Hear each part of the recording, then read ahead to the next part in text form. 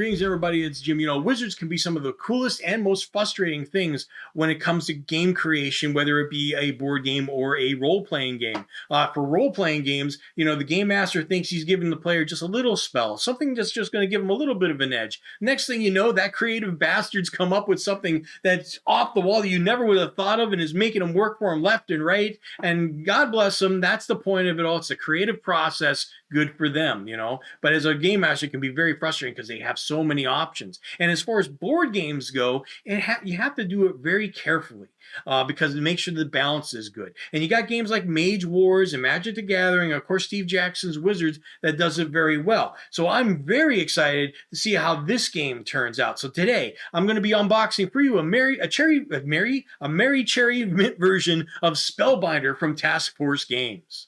All right, so as always, everything's going to show up here on the right side of your screen. Now, luckily, the cover here did turn out very well. The other one, Checkpoint Omega, that was a little bit fuzzy, but this one turned out okay. So let's read this. Yoth shall be mine. How do you say that? Leave a link down below if you know how. It had been 2 long years since the chief wizard Yamansar, another wild name, had left to conquer other lands. During that time, not one word of the whereabouts of Yamansar had come back to Silawant. The other wizards did not know if Yamansar was even still alive. The 4 principal wizards remaining, Darmon, Sharn, Algona, and Umuran, were all becoming restless. As they gazed out from their castles toward Yoth the immense island stronghold of Yamansar, their greed for power began to take hold on them. In his mind, each determined it was time to become the new chief wizard. Now, the first thing I'd say about reading that, obviously we know what's going on. Not exactly anything new there. But it reminds me of this book, Writing with Style, an editor's advice for RPG writers from Ray Velisi. He talks about things like this, like if they can't pronounce the words of the guys you're creating, then it's not going to be good for them to read. Now, mind you, that's a small paragraph, and it's just no big deal. But even then, as a marketer, you don't want to make things tough for people. So it sounds like that name, Yamansar, should have been dropped on the writing in the cutting room floor. Okay, on that note. But mind you, these are gamers, they're not marketers, so that's okay. But this kind of reminds me of Saruman and Sauron from Lord of the Rings. They got mixed up there. Now, that was just because their names are similar. These names aren't similar at all. But those little mistakes like that can really cost you a person's attention. So keep that in mind. And again, this book, man, it is worth its weight in gold. It's not cheap. It's under $10. Get it if you do any fantasy writing or gaming writing at all. This is just a great style guide for gaming, so get it.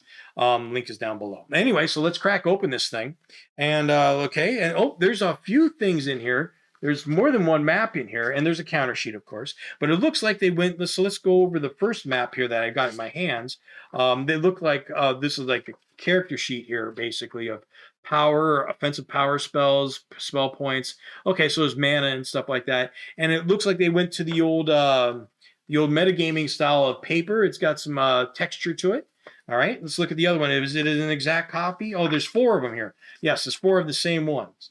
So that's interesting right there. Are they the same? Yes, they are. They are all the same. All these sheets are the same. So let's take a look at the map, which is the next thing here. And of course, this one looks well done. I've been seeing a lot of their stuff lately as far as their maps, and I got it upside down. So that's not bad, even though that is a big gaudy point to say Spellbinder at the bottom. They're not giving me I'm not giving them points on that one. That's like really kind of cheesy. And even the woods, Coving Forest, Longwood, I mean, really wanted to make sure that they knew what was what, but it lacks a level of what's the word, subtlety. And I know you want to be bold in a lot of games and stuff like that. So I won't take anything off for that necessarily, but I would say the big Spellbinder thing at the bottom is a little bit tacky. Okay, now, as far as the counter sheet goes, it's a half-height counter sheet, and I've told you about those before because it causes, when they're in there, because it's not covering everything, it causes maps to bend. But you can see everything okay here.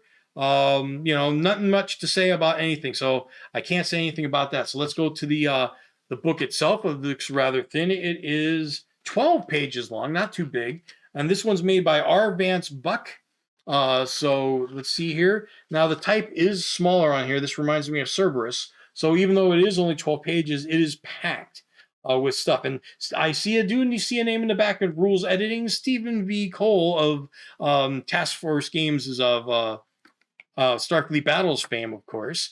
Did work with him on the new version of Federation.